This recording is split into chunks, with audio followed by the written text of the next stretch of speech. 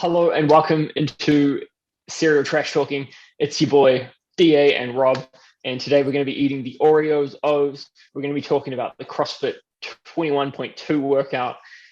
We've got Six Nations, we've got the NFL, so let's crack into it. It's not a puff and it's not a flake, it's more than both of those. The greatest name in cereals.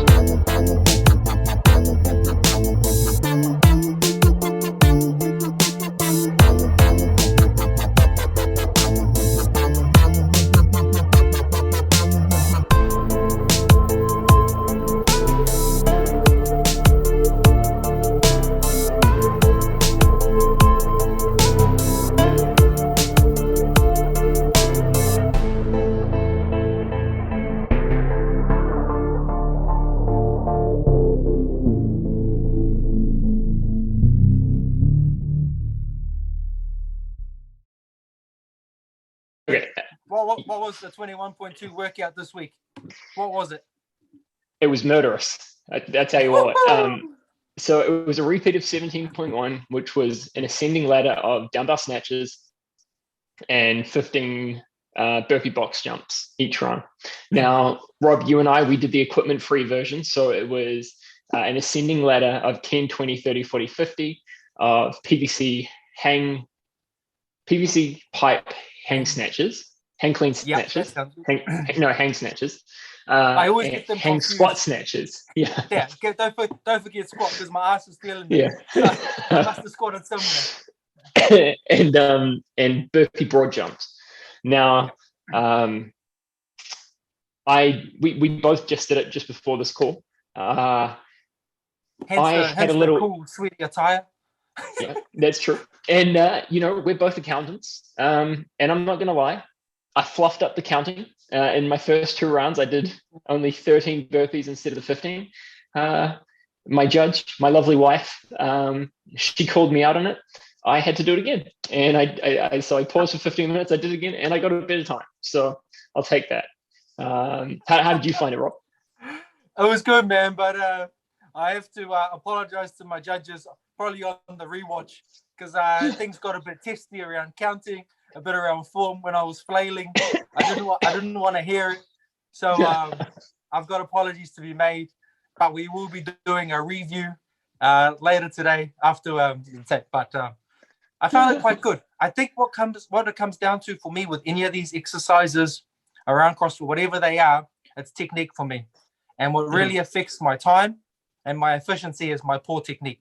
So that's something that I need to improve on, especially with what you call it, hang clean snatches, squats, all of hang those. Squat snatches. It was, the fluidity, which I felt like I was doing them within, even fresh, and then especially compared to tired, what I would probably say were pretty marginal, and what it ate up my time as well, because I was actually thinking or compartmentalizing each movement, which affected me. So I was trying to aim for 3 seconds a snatch. I was like, I think I can maintain that all the way through.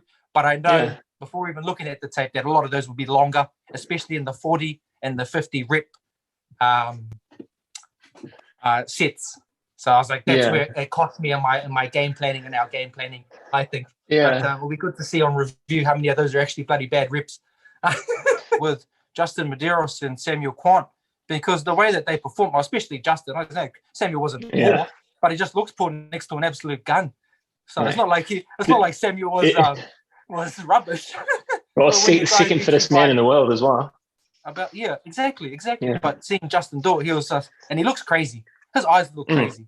Everything about him looks crazy, from his haircut to his eyes to bloody everything. So, mate, his legs were just like bricks, weren't they? Well, guys, go out and see them do the RX version. And we'll check up a couple of clips of us doing it, and you can be for yourself. Definitely. No face plants this week, so you'll be lucky. No face plants. But no, that was cool. Should we crack into these? I'm really excited to try. I still we've had these lying around for a couple of weeks, and I still don't know who makes them, because it's not. You've been fizzing about these for a couple of weeks as well, which is quite cool. I know. I've never tried them. And that we held off as well for those strawberry white chocolate marvels. And I think I've got to put a disclaimer on, because I had another bowl after that. I know you tossed them, And I had another bowl with the crew here. I was like, guys, you don't have to try these, but please try them to see if I'm on the right page. And I'm like, fuck, they are pretty disgusting. So I got to take my 4.5 was pretty poor, and I think your 3 was pretty poor. So those are ones. And if anything ever beats that cereal, I know I was definitely high, and I think you were high as well. Yeah. And I was like, we should never have given it an uneatable cereal. So guys, those were ones. Go back, try them. Make sure you get a bloody one on those things because they were awful. No, don't try them. Right, try them just so you can feel our pain. So these are a bowl full of delight. Delicious, crunchy cocoa hoops combined with vanilla-flavored discs. Start your day with a playful twist. Sounds better already. They smell pretty decent. They smell like Oreos, so that's a bonus. Yeah. Guys, don't forget our 5 patented TTT cereal criteria. You always know it's the smell test, the dry test, flavor integration, structure integrity, and moorishness. Never forget that. Coming to you every week. Oh, see, I had one white, one black, and you already, one of those don't need milk kind of cereals, eh? You can but it's not have a pretty good dry test. Sweet. It's not overpoweringly sweet on that dry test. It's quite nice. It is very much just like the Oreo biscuit. That's what it tastes like. Big suckers too, aren't they? They're massive. They're actually quite large, guys. These actually quite large, flavorful. But good bowl size now. Good bowl size. Let us know what you think without the other camera and see if this works. We be. Go and do a nice air pour. Everyone on the ball. Actually, just on 21.1. A good amount of milk for good milk steak. Yeah. Just on 21.1. If you haven't already, go and watch Chandler Smith do it.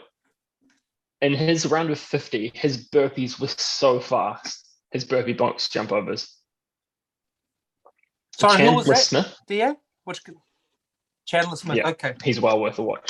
Faster than Medeiros. Yeah. I was like, how did he improve on that speed? Well, because Medeiros, what did Chandler Smith end up at? I think what he was 9. Was he under 10? He was 9:32. Noah did. So he beat Noah by 1 second, and then Pat Valner did it, and he got 9:27. Yeah. So Justin wasn't really that quick, but and saying that open announcements, they're at a disadvantage because they're not right. prepped. Yeah. So to only be 30 seconds away was bloody done, eh? These are bloody crunchy.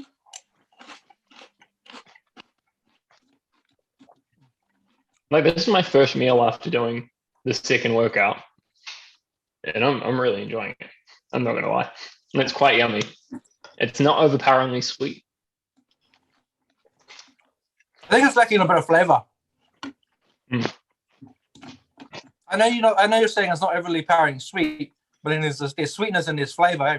And it feels like that's right. There's not a lot coming through. There's not much chocolate. Texture, like it's quite a hard texture. Yeah. All right. Not bad. What's going on this week, dear? Your boys are making moves, man. You're making moves. Finally. Uncle Bill is coming. Mate, who would have expected that? Hold on. You said last week they were not going to win more than 7 games. Has your position changed, and what have they done to make their position change? Because they are running hot. Uncle is coming. Well, I mean, they went out and got some players, didn't they? Ooh. I mean, they got two established tight ends in the game to support Cam. They got pass catches. Yeah, they got pass catches. I mean, awesome. Cam now has established weapons to throw to. And the thing is about these moves, right, is that it doesn't discount them from going out and getting a quarterback in the draft. Like, I mean, they've still got opportunities to get a QB. They've still got draft picks to get a QB. They have plenty of cap room to go and play on the market and get like the best players available, and Hudson Henry and Juno Smith. But then, like you said, a quarterback in the draft isn't going to affect their salary cap. You know, it's not like it's going to be an expensive Mac Jones. Well, I say Mac Jones, but So hey, man, awesome, exciting. Yeah, I think that there are 2 points though that I want to make. Is that they got Judon Smith to come and play defense from the Ravens. Great pick. Patrick Chun has decided to retire. I think that hurts us a little bit. But I'm intrigued. The Judon Smith pick is interesting because it kind of the Patriots' run defense last year was poor. It was, I think it was about 26th in the league. So it kind of signals to guys like Chase Winovich, who was an up and comer there, you've got work to do if you want to stick around. I think it's great that we got Kyle Vanoy back from the Dolphins. He was a favorite of mine before he left. So I think it'll be an interesting season. I am really still just, what blows my mind, not about the Patriots, is the Chicago Bears. You go from wanting to get Russell Wilson to taking the ginger-headed man, Andy Dalton. Like, Russell Wilson, Andy Dalton. They told him he's going to be the starter. So that's why he signed. I was like, bro, you're kidding. I saw that trash. He was working with Dallas Cowboy weapons. Now he's going to the Bears weapons. Bloody hell. How disappointed are you as a Bears fan? Walk away. Give up your season ticket. Wouldn't you rather have had Mitch Trubisky for another year than Andy Dalton? Yeah. Hey, do you think Mitch is happy to get the hell out of there and go support Josh Allen in Buffalo territory? I mean, he's got probably a better chance of getting a ring, doesn't he? With the Bills. But I mean, I think, like, it's just, I feel sorry for Mitch Trubisky because the last 2 seasons he's played from a point of view where there was always this great uncertainty that he wasn't going to be there long term. And he delivered last year. He didn't deliver, but he did a hell of a lot better than Nick Foles did. I think that's rubbish. But any player who gets put in a situation where they feel not wanted and they don't feel like first choice, never performs. Hardly ever performs. I don't know. We don't have any examples on hand. But when you walk into the building every day and people don't trust you, the coach doesn't trust you, the owner doesn't ask you, you trust you. Hey, what did you say? I said Carson Wentz. Oh, God. Man, that guy. We finished talking about him. He is trash. He is trash. Your second indie team, and they're trash. Get rid of him. He is trash. I mean, I didn't hear any news out of the Cowboys this week. Did you? So good, right? Dak signed. All's right with the world. We signed. I think we signed another safety and Keanu something or other, but no big moves yet. Let's just settle into it. Get into the draft. I mean, what happened to Wales yesterday? What didn't happen in that game, mate? What did you take from it? I take it you viewed it, you watched it, or you? I actually didn't. I didn't get around to watching it yesterday. I know that's pretty poor of me, but from what I read, it was just a bit of poor discipline, and the French capitalizing when they had the opportunity. Oh. I think it's pure tale of two halves there, right? Wales not capitalizing on when they're on top, and France just holding on. Wales, I have to have a call out. I was watching it at home here, and I think it's Jonathan Davies, a Welsh legend, who was on commentary. And it's like, mate, could you be more biased? Could you give anybody else a rep before your Welsh boys?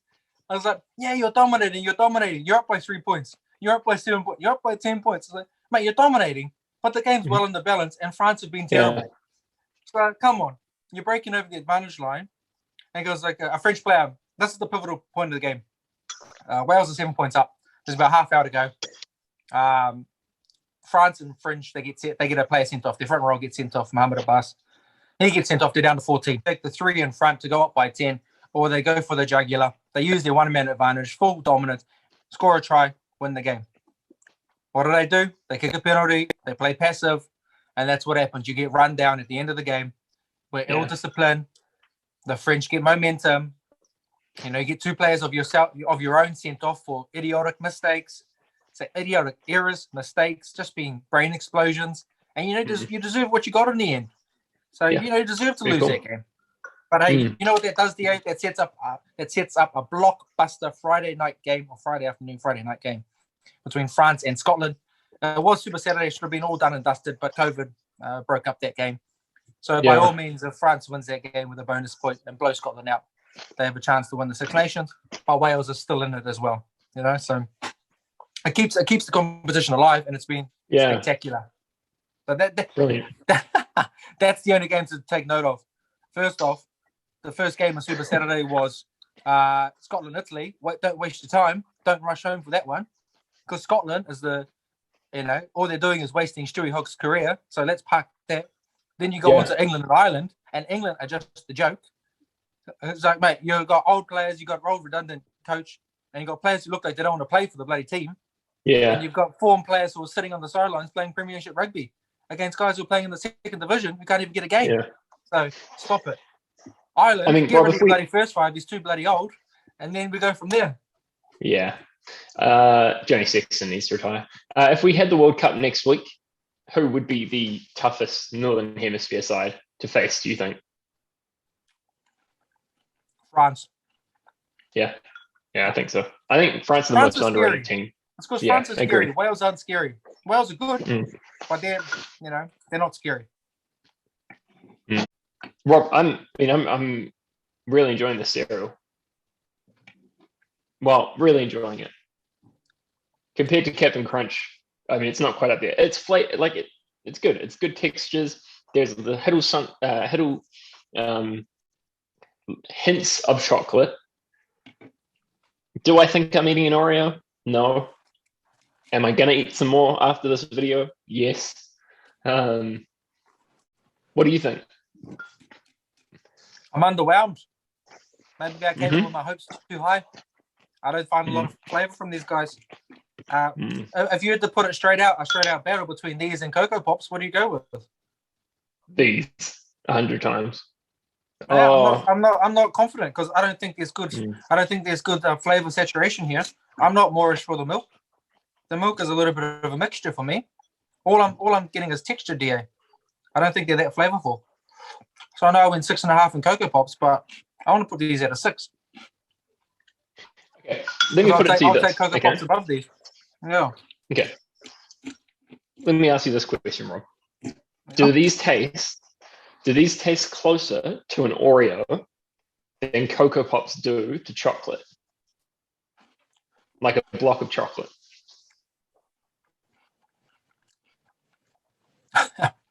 What block of chocolate? I think these are what these do.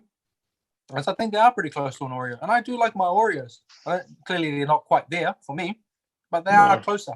It feels like I'm, when you had that dry test, you can taste it with the chocolatey ones for sure. Yeah, I think I'm going to go for Cocoa Pops. The chocolate is pretty. You're stitching me out there. Yeah, exactly. I think I'd give them the 6.5, to be honest. Like the aftertaste of them makes me feel like I've been eating Oreos. I don't mind the chocolate milk; it's not chocolatey. But what I will say is, so the same company that make the smallest cereal that we've really enjoyed, they do a version of Oreos, and they are different to this brand. Like I still don't know who makes these. Oh no, these are under license from Mondelez. Oh, there, I see it on the top, Mondelez. Yeah. Yeah. And I mean, Mondelez own Nabisco, I believe. So they are from the Oreos company. I'd be intrigued. I want to try the post version of these, because the post version of these also have marshmallows in them.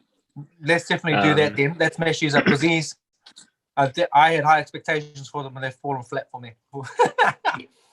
Great suction there, good work. Oh, that milk was delicious. Guys, that was way better than Cocoa Pops. You're a joker. You're losing all your self-respect for these comments. Better than Cocoa Pop strawberry, without a doubt. Yeah, definitely. Definitely. All right. Thank you, everyone, for joining us on this episode where we went over Oreo O's and 21.2. Always very excited. The door workout, come on the show, and we're just, the lungs are still burning, and we just want to give you guys everything that we got. So that's fantastic. Next week we have, if you liked that episode, don't forget, smash that like button, smash that subscribe button, leave a comment down below, turn on your notifications, because next week, I think we're starting our Cheerios series. That's it. Yep, Cheerios. Oh, my days. Oh, guys, get ready. We've got rid of a few of these singular boxes now, but now it's the Cheerios Super Series. And it's going to be kicked off with 21.3 as well. So we'll see that Panchit workout drop. We'll smash that workout out, and then we'll get on with it from there, guys. Look forward to seeing you. Brilliant.